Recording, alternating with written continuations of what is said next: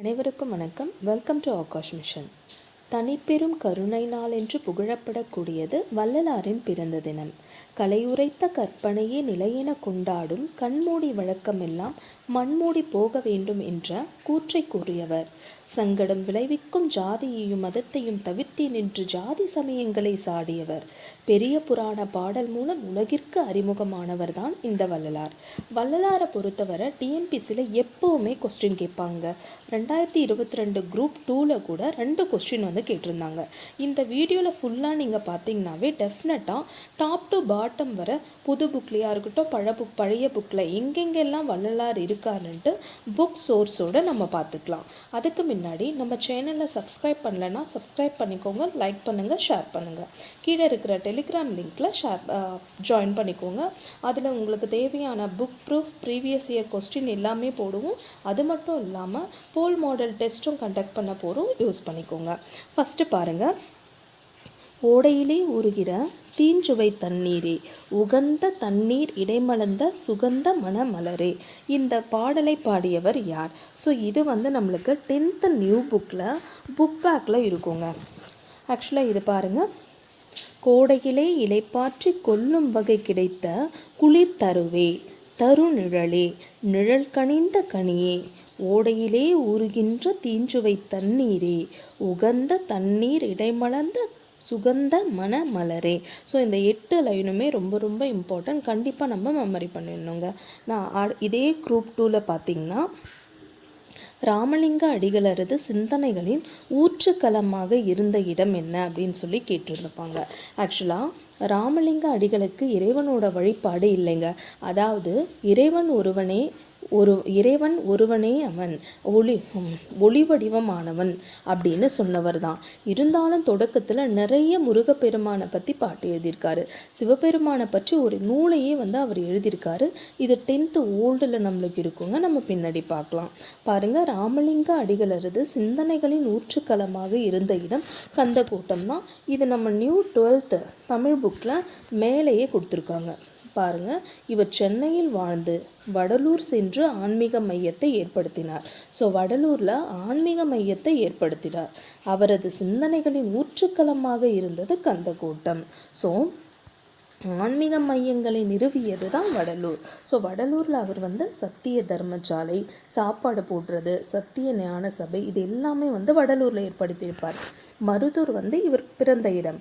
So கந்தக்கூட்டம் தான் ராமலிங்க அடிகளோட சிந்தனைகளின் ஊற்றுக்களமாக இருந்த இடம் அப்படின்னு சொல்லி பார்க்குறோம். இங்கே பாருங்கள். இதே தெய்வமணிமாலை 12லே உள்ளொன்று வைத்து புறமொன்று பேசுவார் உறவு கலவாமை வேண்டும். இந்த கொஸ்டின் தான் நெக்ஸ்ட் கேட்டிருப்பாங்க. ஸோ இதை பாடினவர் யாருங்க? வள்ளலார். தெய்வமணிமாலை அப்படின்றது ஒன்றும் இல்லைங்க, கந்தக்கூட்டத்து முருகப்பெருமானை பற்றி பாடியது தான் இந்த தெய்வமணிமாலை. வள்ளலார் சிதம்பரம் அடுத்து மருதூரில் பிறந்தார். இவரோட திருவருட்பா 6 திருமுறைகளாக பகுக்கப்பட்டிருக்கும். இது ரொம்ப ரொம்ப இம்பார்ட்டன்ட். இவருடைய உரைநடை நூல்கள் அப்படின்னு நம்ம பார்த்தோம்னா மனுமுறை கண்ட வாசகம், ஜீவகாருண்ய ஒழுக்கம், இந்த உரைநடை நூல்களும் நம்மளுக்கு ரொம்ப ரொம்ப இம்பார்ட்டன்ட். பாருங்கள், இதை தவிர்த்து 11th ஹிஸ்ட்ரிலையுமே நம்மளுக்கு வள்ளலாரை பற்றி இருக்குங்க. இவர் முற்போக்கு சிந்தனைகளை கொண்டிருந்தார். வடலூரில் ஏழைகளுக்கு உணவளித்தார். சத்திய ஞான சபை. ஸோ இதெல்லாம் ஆக்சுவலாக வள்ளலாரை பொறுத்தவரை 3 வருஷம் இம்பார்ட்டன்ங்க. 1865, 1867, 1872 இந்த 3 இயரும் இம்பார்ட்டன்ட். 1865 சமரச சுத்த சன்மார்க்க சங்கம், 1867 சத்திய தர்மசாலை, 1872 சத்திய ஞான சபை. ஸோ இது எல்லாமே அவர் வடலூரில் நிறுவியிருப்பார். எப்போ சாப்பாடு போட்டாரோ 1867 அதே இயரில் தான் திருவருட்பாவையும் வெளியிட்டிருப்பாங்க. ஸோ இது 11th ஹிஸ்ட்ரிலையும் அவரை பற்றி நம்மளுக்கு கொடுத்துருக்காங்க. நெக்ஸ்ட்டு பாருங்கள். அகத்தே கருத்து புறத்தே வெளுத்து இருந்த உலக அனைவரையும் சகத்தே திருத்த அப்படின்னு 10th ஓல்டில் கேட்டிருப்பாங்க. ஆக்சுவலாக 10th ஓல்டில் இருக்கிற இந்த வள்ளலாரசன் ரொம்ப ரொம்ப இம்பார்ட்டன்ங்க. ஃபஸ்ட்டு பாருங்கள். உலகெல்லாம் உணர்ந்து ஓதற்கரியவன் அப்படின்ற பெரிய புராண பாடல் மூலம் உலகிற்கு அறிமுகமானவர் தான் வள்ளலார். ஸோ இவர் 19ஆம் நூற்றாண்டை தமிழின் மறுமலர்ச்சி காலம் அப்படின்னு சொல்லியிருப்பாரு. அப்போது தமிழின் மறுமலர்ச்சி காலம் என்னன்னு கொஸ்டின் கேட்டால் 19ஆம் நூற்றாண்டு தான். இவர் அக்டோபர் 5, 1823 பிறந்திருக்காரு. ஸோ இறையருள் பெற்ற திருக்குழந்தை அப்படின்னு யார் அழைக்கப்பெற்றார்னா வள்ளலார் தான். இங்கே இருக்கு பாருங்க, அகத்தே கருத்து புறத்தே வெளுத்து இருந்த உலகர் அனைவரையும் சகத்தே திருத்த, அதுக்காக இறைவன் என்னை வருவித்திருக்காரு அப்படின்னு சொல்லி வள்ளலார் தான் இந்த கூற்றை சொல்லியிருப்பாங்க.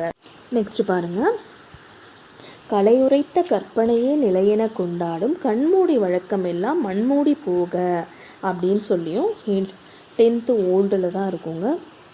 இவரோட அண்ணன் சபாபதி அப்படின்ற ஆசிரியரிடம் தான் இவரை கல்வி கற்க அனுப்பி வச்சிருப்பாரு.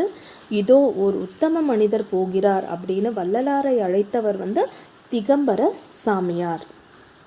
நம்ம ஆல்ரெடி சொன்னோம் பார்த்தீங்களா, சிவபெருமானை பற்றி ஒரு நூலையே இவர் எழுதியிருக்காருன்னு சொல்லி. அது என்ன நூல்னா எழுந்தறியும் பெருமான் மாலை தான் வள்ளலார் எழுதிய சிவபெருமான் பற்றிய நூல்.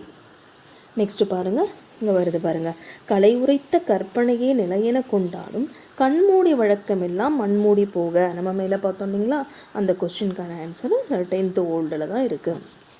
நெக்ஸ்ட் பாருங்க, ஒத்தாரும் உயர்ந்தாரும் தாழ்ந்தாரும் எவரும் ஒருமையுளர் ஆகி உலகியல் நடத்த வேண்டும். ஸோ இது பின்னாடி கொஸ்டின்ல நம்ம பார்ப்போம். சங்கடம் விளைவிக்கும் ஜாதியையும் மதத்தையும் தவிர்த்தேன். ஸோ இதை சொன்னவரும் வள்ளலார் தான்.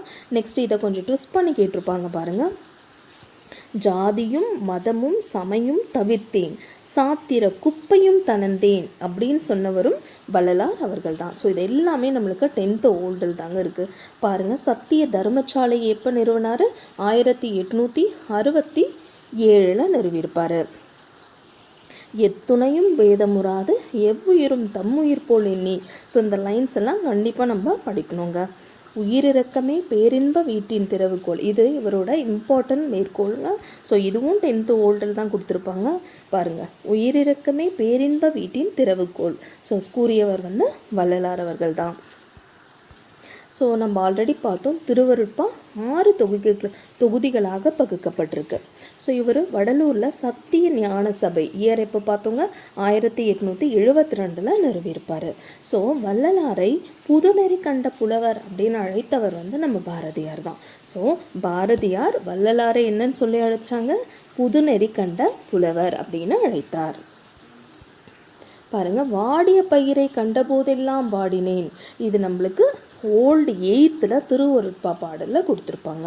ஸோ நம்ம எல்லாமே டாப் டு பாட்டம் வரைக்கும் பார்த்துட்ருக்கோம்.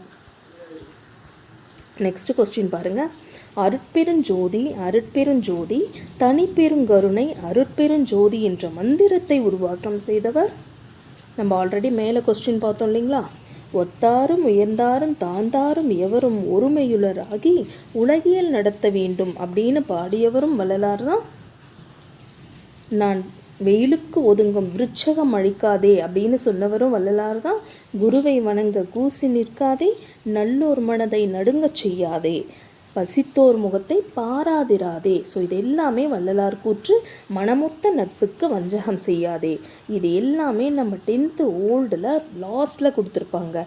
வளரும் பிள்ளைகளுக்கு வள்ளலார் வழங்கிய அறிவுரைகள்.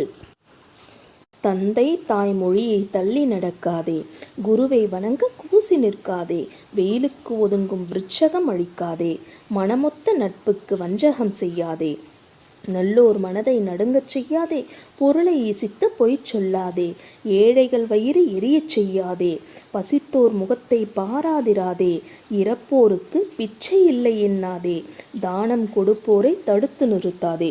ஸோ இது எல்லாமே வள்ளலார் அவர்கள் நமக்கு கூறிய அறிவுரைகள். இதை கண்டிப்பாக டெஃபினட்டாக நம்ம படிக்கணுங்க. இதில் மேலே ஒரு கொஸ்டின் பார்த்தோம் பாருங்கள், வள்ளலாரோட கூற்று எது அப்படின்னு சொல்லி பார்த்தோம் பாருங்கள். நான் தனியாக வாழவில்லை, தமிழோடு வாழ்கிறேன். இதை சொன்னவங்க யாருங்க? திருவிக்கா அவர்கள். வெயிலுக்கு ஒதுங்கும் விருட்சிகம் அழிக்காதே, வள்ளலார். பெண்களே சமூகத்தின் கண்கள், பெரியார் அவர்கள். சமத்துவத்தின் மறுபெயரே மனிதநேயம், அம்பேத்கர் அவர்கள் கூறியது. ஸோ வள்ளலார் கூறிய அறிவுரைகள் எல்லாமே நம்ம டெஃபினட்டாக படிக்கணுங்க. ஸோ நம்ம இந்த வீடியோவில் எல்லாமே நம்ம டாப் டு பாட்டம் வரைக்கும் ஃபுல்லாகவே எல்லா கொஸ்டினுமே வள்ளலார் நியூ புக்லேயும் ஓல்டு புக்லேயும் ஃபுல்லாக கவர் பண்ணி தாங்க கொஸ்டின் எடுத்திருக்கோம். ஸோ இதனோட பிடிஎஃப் வந்து நம்மளுக்கு டெலிகிராம் சேனலில் இருக்கும். ஸோ அதை யூஸ் பண்ணிக்கோங்க. அடுத்த ஆல் இன் ஒன் சீரியஸில் நம்ம ஒரு அற்புதமான வீடியோவை பார்க்கலாம். ஃபாலோ பண்ணிக்கோங்க. தேங்க்யூ.